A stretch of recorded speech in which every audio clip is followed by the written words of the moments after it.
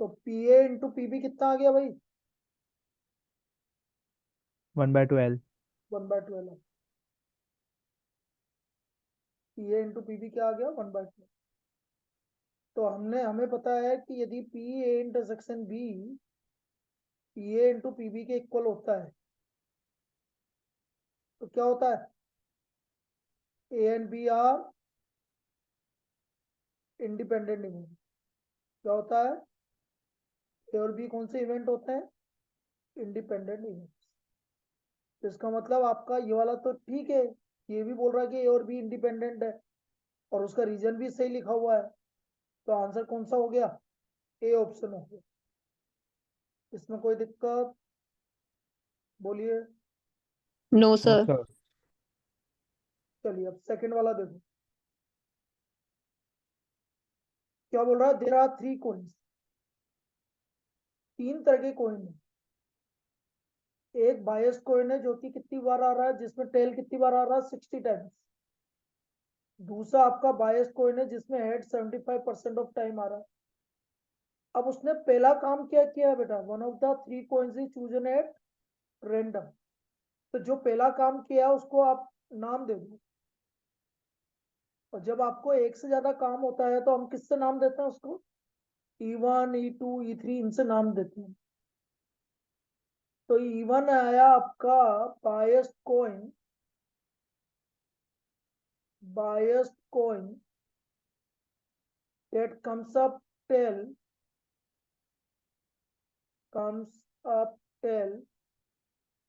60% of time is selected.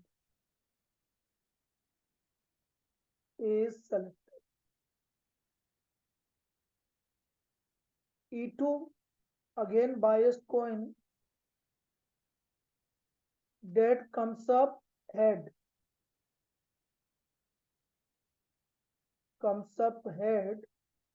70% of the time is selected.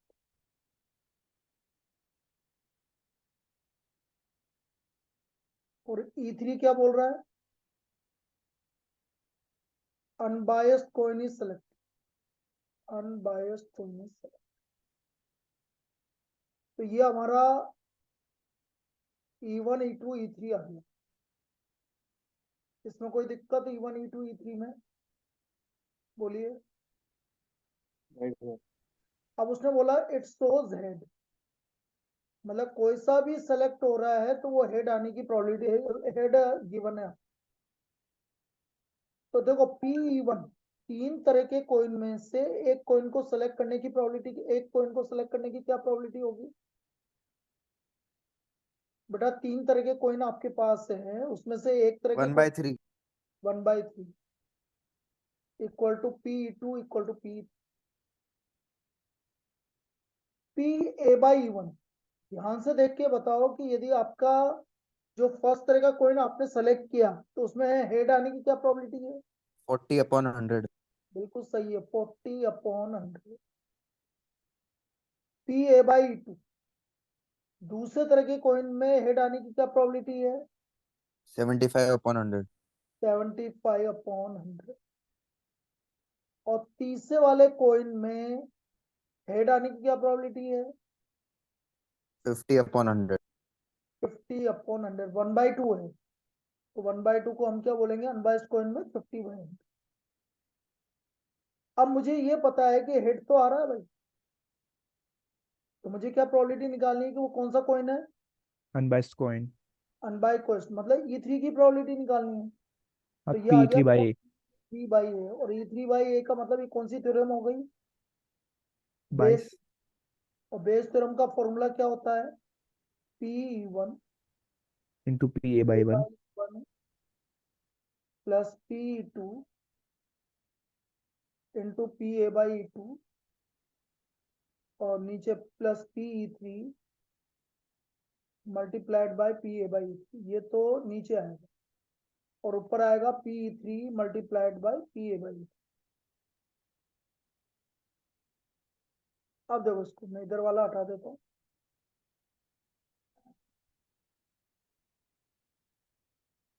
अब इस फॉर्मूले को लगा दो।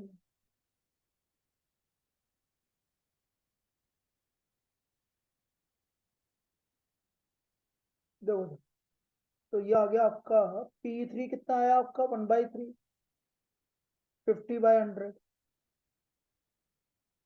1/3 कितना था 40/100। 1/3 75/100 प्लस 1/3 50/100। तो ऊपर तो आया 50, 40 प्लस 75 प्लस 50। तो बेटा अपोन में कितना आ गया सम करने पर 165 165। 10 अब अपॉन 33 10/33। 33 ठीक है भाई, हम्म 10/30। ये हमारा सेकंड का आंसर है। अब बेटा फर्स्ट और सेकंड में किसी को डाउट हो तो बोल दो। सेकंड हमारा बेस थ्योरम की प्रॉब्लम, बोलिए। चलिए थर्ड पे आ जाते हैं हम। मैं जितना लिखा है ये सब डिलीट कर देता हूँ।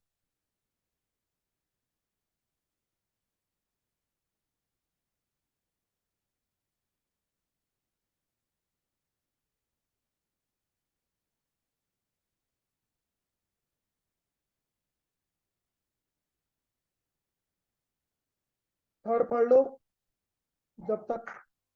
क्या बोल रहा है एक बार रीड कर लो थर्ड को।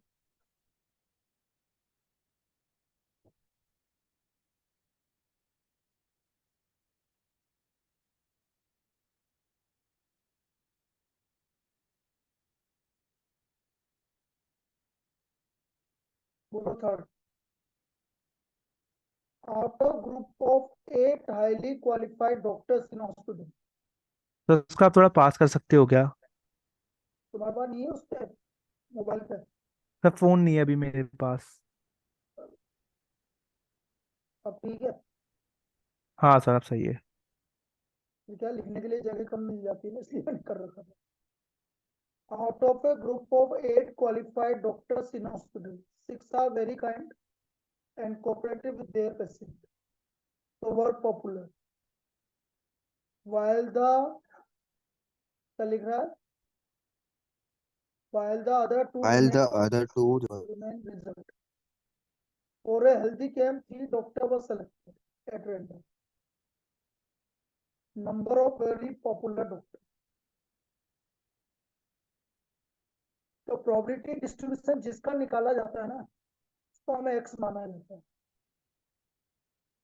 Number of very popular doctor.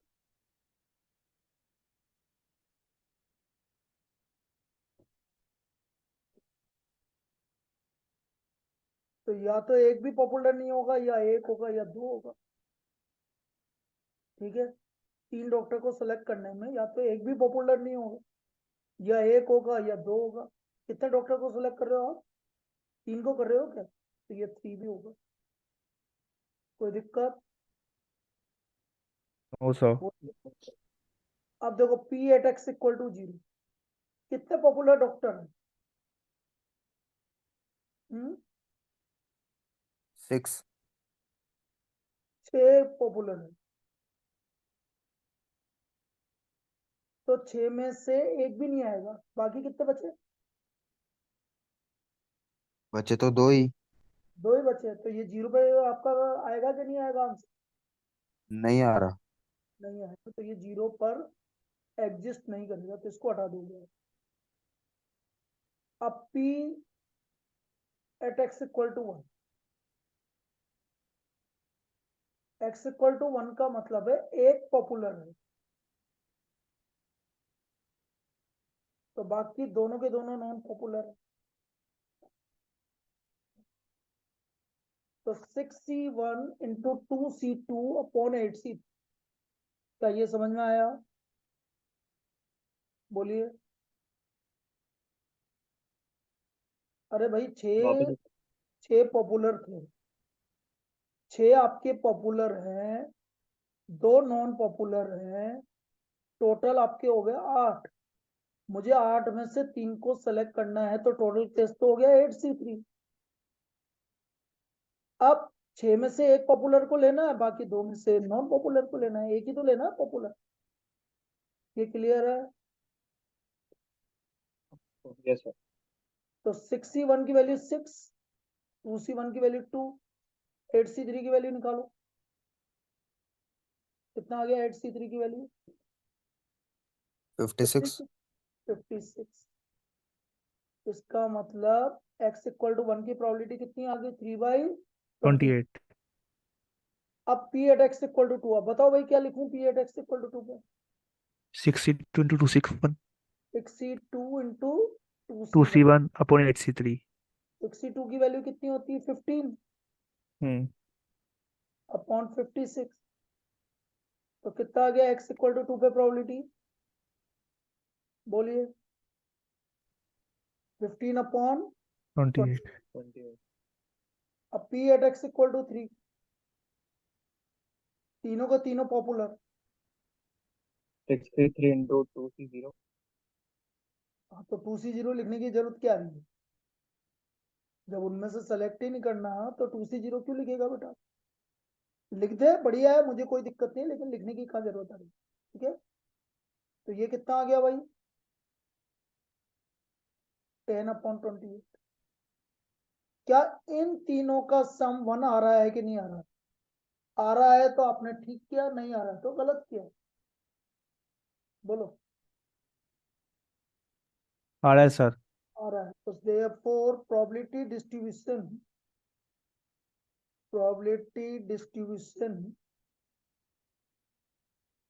of number of popular doctors। क्या बताया था? प्रोबेबिलिटी डिस्ट्रीब्यूशन के लिए आप क्या बनाओगे? एक टेबल बनाओगे, x एफ पी आई 1 पे प्रोबेबिलिटी है आपकी 3/28, 2 पे प्रोबेबिलिटी है आपकी 15/28, और 3 पे प्रोबेबिलिटी आप 10/28 लिख दो या 5/40 लिख दो, एक ही बात है। तो this is the probability distribution of number of popular doctor. इसमें कोई दिक्कत?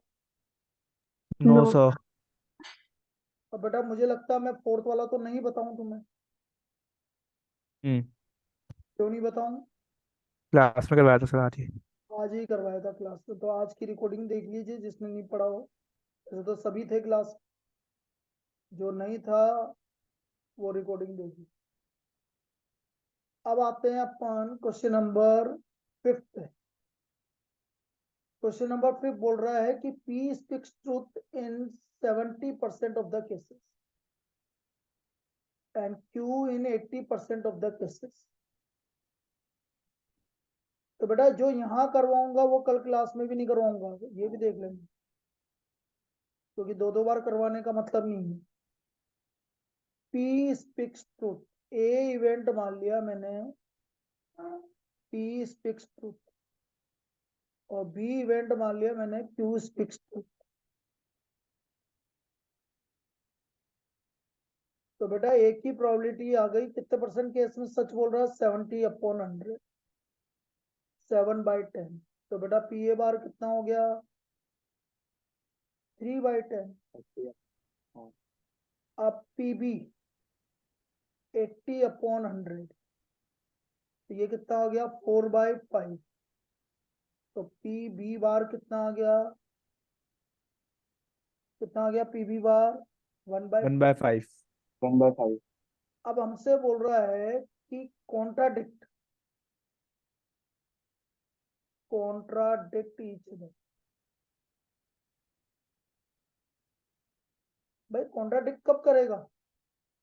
जब एक सच बोलेगा और एक झूठ बोलेगा। या झूठ बोलेगा, दूसरा झूठ बोल। या पहला झूठ बोलेगा दूसरा सच बोलेगा।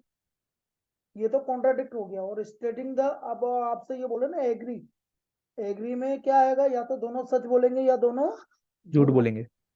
वो दोनों केस आएंगे बेटा, गलती से है ना एक ही केस मतलब क्या जाना उस पे। अब ए के सच बोलने की प्रोबेबिलिटी 7/10, बी के झूठ बोलने की प्रोबेबिलिटी 1/5, ए के झूठ बोलने की प्रोबेबिलिटी 3/10 और सच बोलने की प्रोबेबिलिटी 4/5। तो 7 + 12/50 क्या आ गया भाई? 19/50। 19/50। ये इसका सॉल्यूशन हो गया। कोई दिक्कत?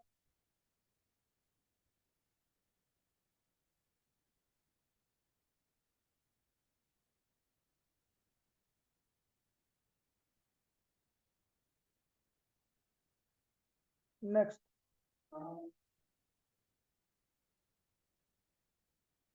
क्वेश्चन नंबर 6 पढ़ लीजिए, एक बार रीड कर लो। ये बोल रहा है 6th, a box of oranges is inspected bye examining 3 randomly selected oranges drawn without replacement। यदि तीनों ऑरेंजेस अच्छी आ गई आपके पास तो box approve for the sale आ जाएगा।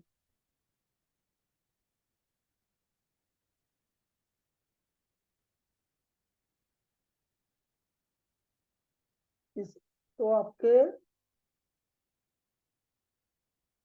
तीनों अच्छी आ गई तो box is approve for the sale, otherwise reject हो गई। ठीक है, अब देखो कैसे करेंगे। टोटल 15 ऑरेंज,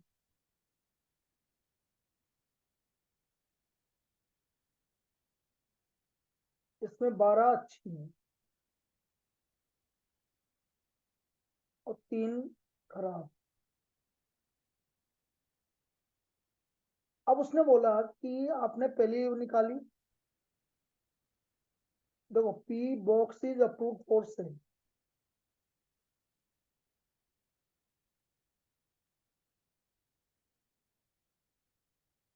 पहली निकाली और अच्छी निकली। तो अच्छी कितनी,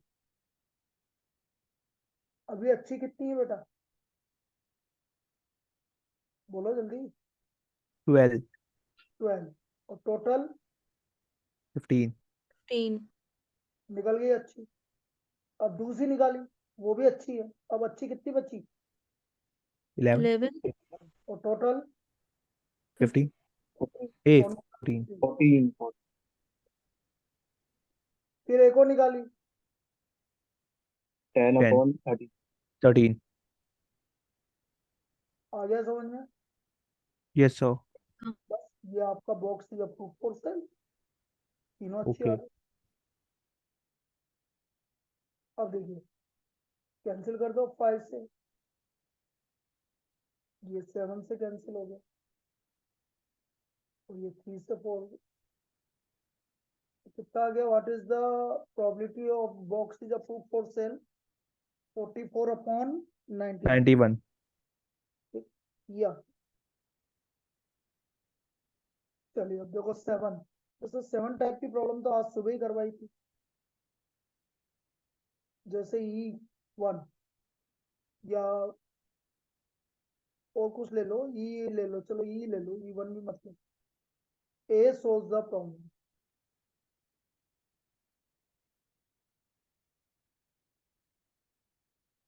F B solve the problem.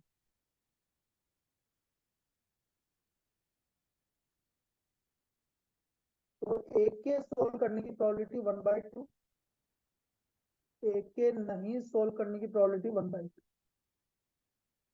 B के सोल्व करने की प्रोबेबिलिटी 1/3 और बी के नहीं सोल्व करने की प्रोबेबिलिटी 2/3। फर्स्ट केस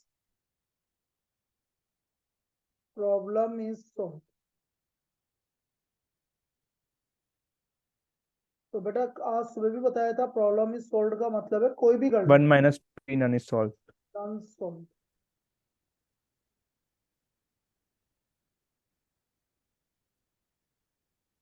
तो ए भी नहीं कर रहा और बी भी नहीं कर रहा, तो 1/2 इंटू 2/3। 2/3। 2/3 ये पहले का आंसर है। किसी को दिक्कत? No sir. Second, exactly one solves the point.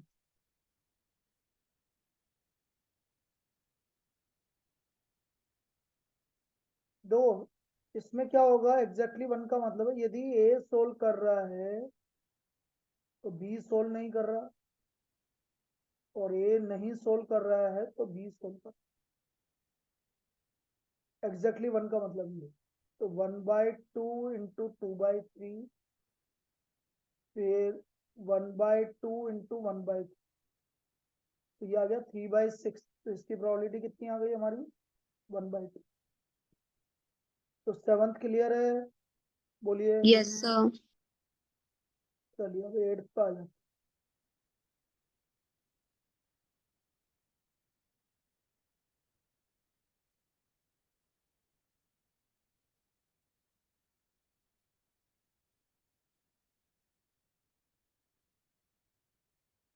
Eighth, पहले पढ़ लो आराम से एट्थ क्या बोल रहा है।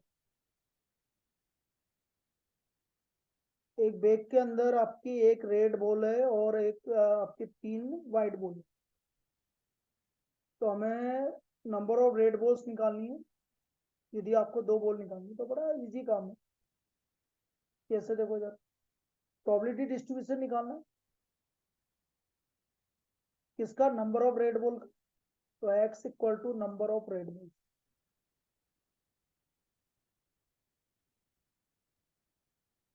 तो बेटा या तो एक भी रेड बॉल नहीं आएगी, या एक आएगी, या 2 आएगी।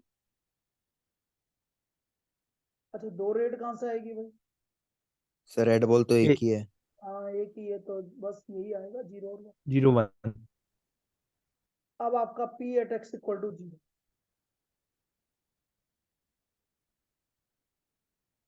भाई एक भी रेड बॉल नहीं आई, मतलब दोनों कौन सी बॉल आई? White ball. White White। Ball. तो देखो व्हाइट बॉल आई तो आप एक काम और कर सकते हो, 2 तरीके से कर सकते हो।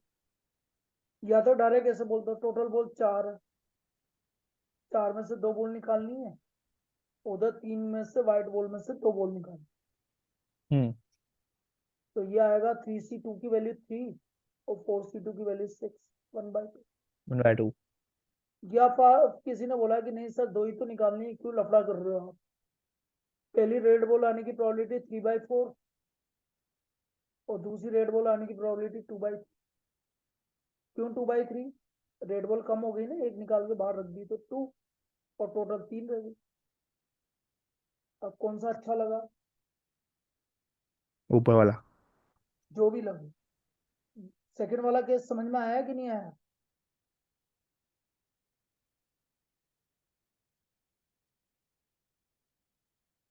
बोलिए।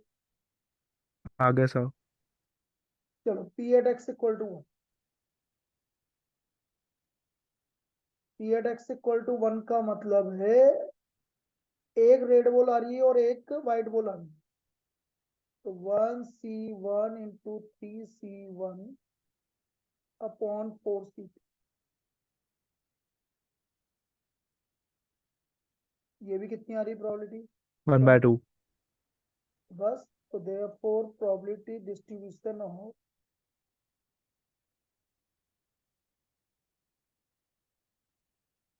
नंबर ऑफ रेड बॉल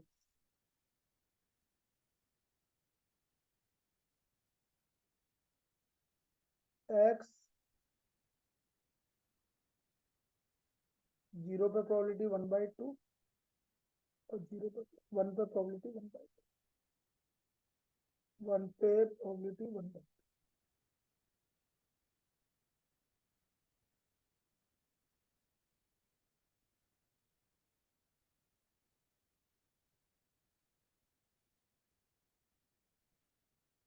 ये probability clear? Yes sir. Yes sir. अब 9th वाला देखिए।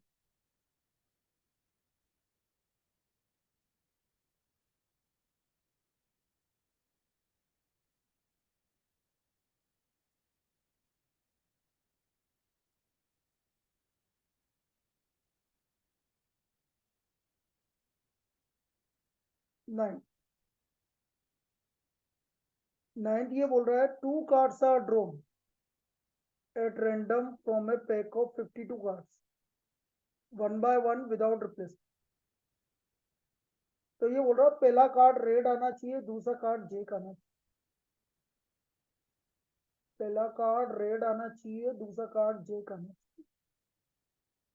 कैसे निकालोगे, कौन बताएगा? बोलो। अच्छा, पहला कार्ड रेड आने की प्रोबेबिलिटी बोलिए। 26/52. 26/52। और दूसरा कार्ड जेक आने की प्रोबेबिलिटी विदाउट रिप्लेसमेंट है, बोलो। 4/52. और बाय 52. क्यों? विदाउट रिप्लेसमेंट है ना। अच्छा आप बताओ। कौन बोलेगा, बताओ जल्दी।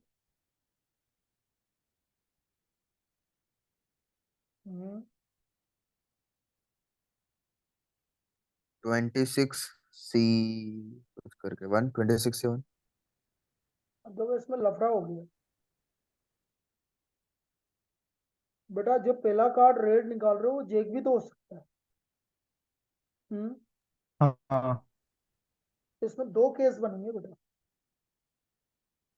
कैसे जेक बने, कैसे केस बनेंगे, देखो देखो। P first red,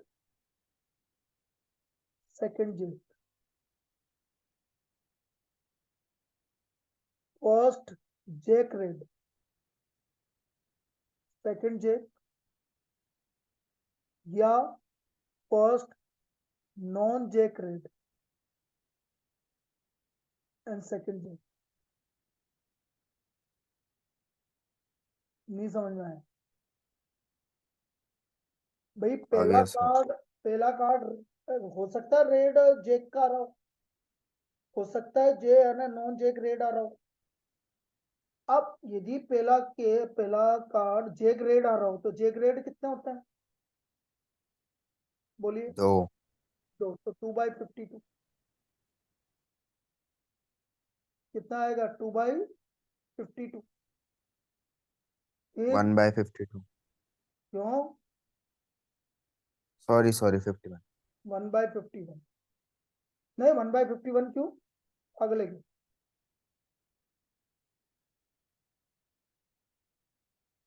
3/51।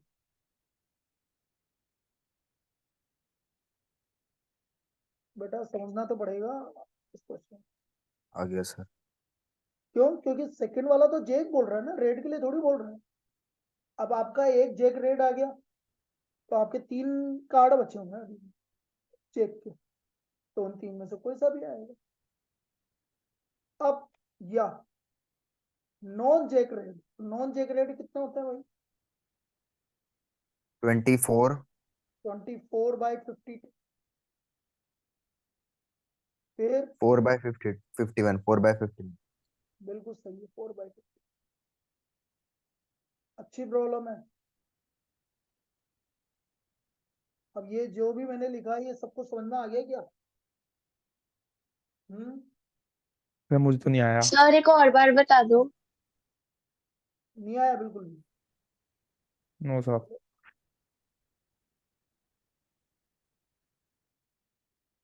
बेटा वो पहला चक्कर क्या है, सेकंड जेक निकालना है, तो पहला भी तो जेक आ सकता है।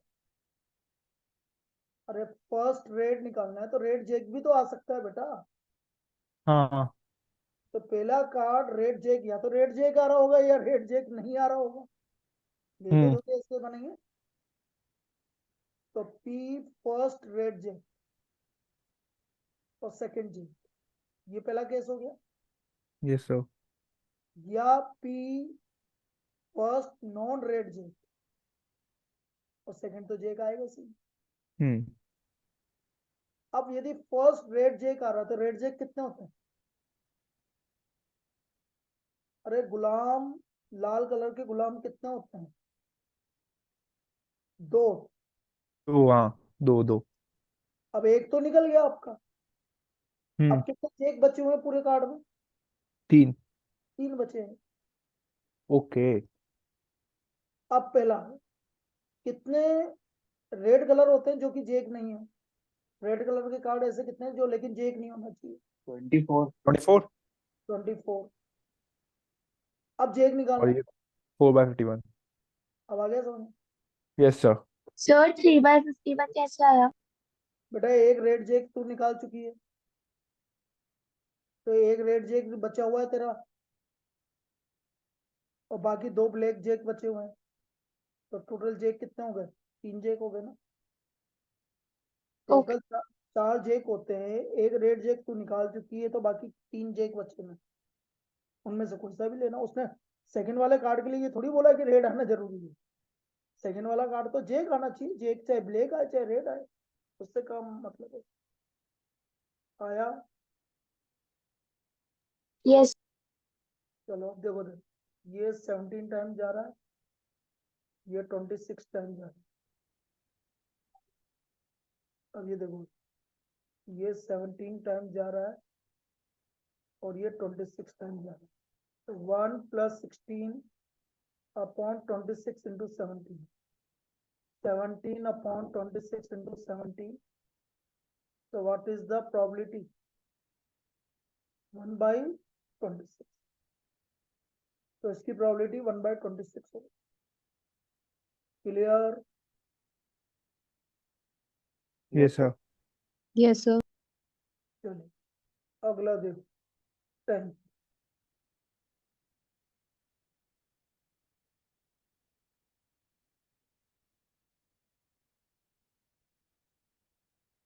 पढ़ लो एक बार, ये तो अभी आज सुबह कल ही बताया था। देखो, मुझे निकालना है P(A)/B²। तो क्या हो गया बेटा? A' intersection B' upon PB', और P(A) इंटरसेक्शन B' क्या होता है? 1 - P A यूनियन B और 1 - PB। अब यदि मैं PA यूनियन B की वैल्यू निकालूं, ये आ गया 2/5 + 1/3 - 1/5, यही आएगा। बोलिए, PA + PB - PA intersection. Yes sir. तो एलसीएम आ गया 15, 8/15। 8/15। अब वैल्यू रख दो भाई,